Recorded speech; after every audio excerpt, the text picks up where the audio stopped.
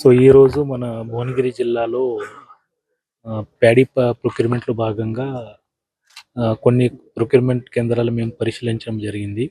దీంట్లో భువనగిరి మండలంలో వీరావల్లి, అదేవిధంగా ఆత్మకూరు మండల్ హెడ్ క్వార్టర్, అదేవిధంగా ఆలేరు మండలంలో ఆలేరులో ఉన్న ఏఎంసీలో ఉన్న కొనుగోలు కేంద్రం విజిట్ చేయడం జరిగింది.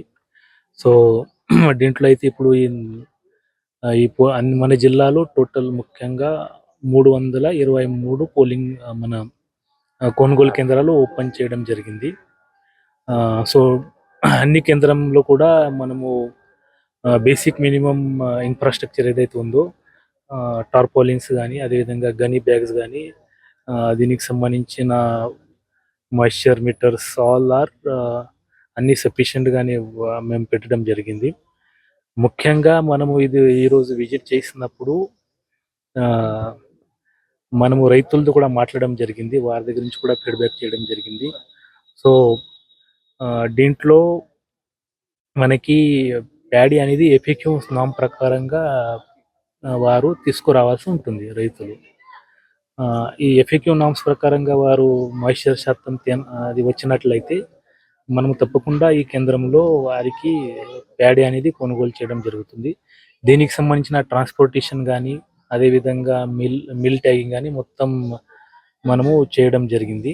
సో, ప్రతిరోజు కూడా మన అడిషనల్ కలెక్టర్ గారు, అదేవిధంగా డీసీఎస్ఓ, డీఎంసీ సప్లైస్ వారు కూడా ఈ కేంద్రాలు వారి హెడ్స్‌తో మానిటర్ చేయడం జరుగుతుంది.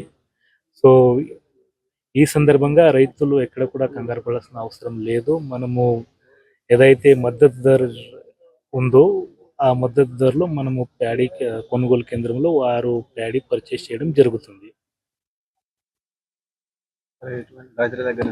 అయితే మనము ముఖ్యంగా మనకి ఏప్రిల్ 2వ వారం నుంచి మొదలవుతుంది. సో, మనకి మొత్తం ఏప్రిల్, మే వరకు ఇది కొనసాగుతుంది. సో, మనకి ఇప్పటివరకు అయితే కొన్ని మండలాస్‌లో మొదలైంది. ఇంకా కొన్ని మండలాస్ ఇంకా హార్వెస్టింగ్ కూడా కాలేదు. సో, ఇప్పుడు మనము విజిట్ చేసిన ప్లేసెస్‌లో అయితే ఈ రోజు వరకు 373 రైతుల దగ్గర నుంచి మనము ప్యాడీ అనేది కొనుగోలు చేయడం జరిగింది. సో, మనం రైతులతో మాట్లాడితే వారు చెప్పిందేంటంటే, మనకి మాయిశ్చర్ వస్తే వెంటనే కొనుగోలు చేయాలి అని వారు చెప్పడం జరిగింది. సో, అదే మేము మా ఆఫీసర్స్ కూడా అదే ఇన్‌స్ట్రక్షన్స్ ఇచ్చాము. ఎక్కడైతే మనకి మాయిశ్చర్ వస్తుంది అప్పుడు వెంటనే కొనుగోలు చేసుకొని అది మిల్‌కి పంపిస్తాము. మరి ఎంఎస్‌పీకి కాకుండా లో రేట్‌కి కొంటున్నారు దళారులు. వాళ్ళని ఎట్లా అరికట్టాలి? సో, మీ ద్వారా నేను రైతులందరికీ చెప్పేదేంటంటే, మనము అయితే మనము యంత్రాంగం నుంచి, గవర్నమెంట్ నుంచి కొనుగోలు కేంద్రాలైతే ఓపెన్ చేశాము. కొనుగోలు కేంద్రాల్లో వారు వరి తీసుకున్నట్లయితే తప్పకుండా మద్దతు ధరతో మేము కొనుగోలు చేస్తాము. కాబట్టి వారు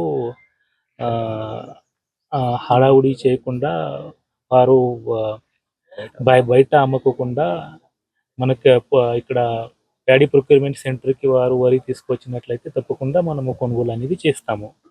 కాబట్టి వారు మనకి పోలింగ్ కేంద్రాలకి వరి తీసుకువస్తే బాగుంటుందనేది వారికి ఒక